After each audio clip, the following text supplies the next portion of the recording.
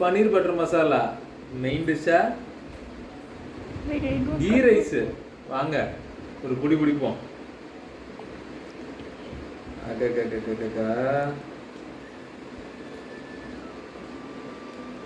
சொர்க்கம். என்ஜாய்.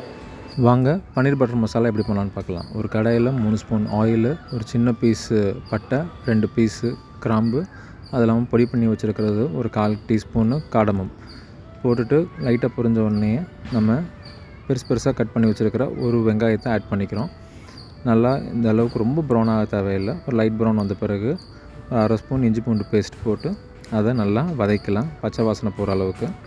அதுக்கப்புறம் நம்ம அதே அளவுக்கான தக்காளி இதே மாதிரி பெருசாகவே கட் பண்ணி போட்டுக்கலாம். ஏன்னா இதை நம்ம ஃபைனலாக அரைக்க தான் போகிறோம்.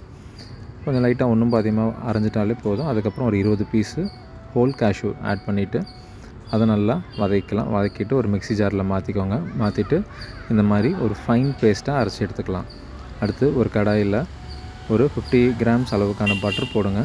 அது நல்லா மெல்ட் ஆன பிறகு ஒரு 2 ஸ்பூன் அளவுக்கான ஆயிலு, அப்புறம் மஞ்சத்தூள், அப்புறம் காரத்துக்கு தகுந்த மாதிரி 1 ஸ்பூன் அளவுக்கான மிளகா பொடி. இப்போ சிம்மில் இருக்கணும், ரொம்ப கரிஞ்சிடக்கூடாது. கொஞ்சம் லைட்டாக அதில் மிக்ஸ் ஆன பிறகு நம்ம அரைச்சி வச்சுருக்கிற பேஸ்ட்டை இதில் ஃபுல்லாக ஆட் பண்ணிக்கலாம்.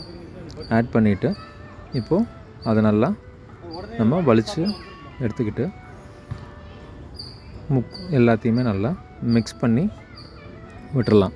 அதாவது நம்ம ஏற்கனவே சூடு பண்ணி வச்சுருக்கிற ஆயில் வித் மிளகா பொடி அதோடு அந்த பேஸ்ட் பண்ணிவிட்டு இப்போ ஒரு 1.5 கப் அளவுக்கான தண்ணி ஊற்றிட்டு ஒரு 1/4 ஸ்பூன் அளவுக்கான ஜீரா பவுடர், அதே அளவுக்கான ஒரு கரம் மசாலா ரெண்டுத்தையுமே ஆட் பண்ணிவிட்டு உங்களுக்கு தேவையான அளவுக்கான உப்பு, நம்ம நார்மலாக ஒரு 3/4 ஸ்பூன் அளவுக்கு உப்பு போட்டுக்கலாம்.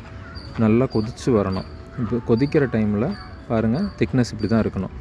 அப்போ திருப்பி வந்துட்டு நீங்கள் சிம்மில் வச்சுட்டு கட் பண்ணி வச்சுருக்கிற ஒரு 250 கிராம்ஸ் அளவான பன்னீரை நீங்கள் ஆட் பண்ணிக்கலாம்.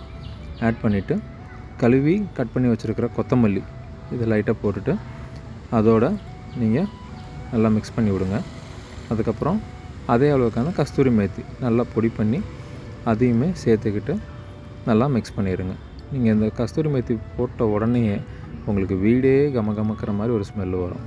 அதுக்கப்புறம் ஹோல் க்ரீம் ஒரு 50 to 70 ml அளவுக்கான ஹோல் க்ரீமை நீங்கள் இப்படி மேலாக ஆட் பண்ணிவிட்டு விட்டிங்கன்னா உங்களோட பன்னீர் பட்டர் மசாலா ரெடி. வீட்டில் செஞ்சு என்ஜாய் பண்ணுங்கள் கைஸ். தேங்க்யூ. பாய்.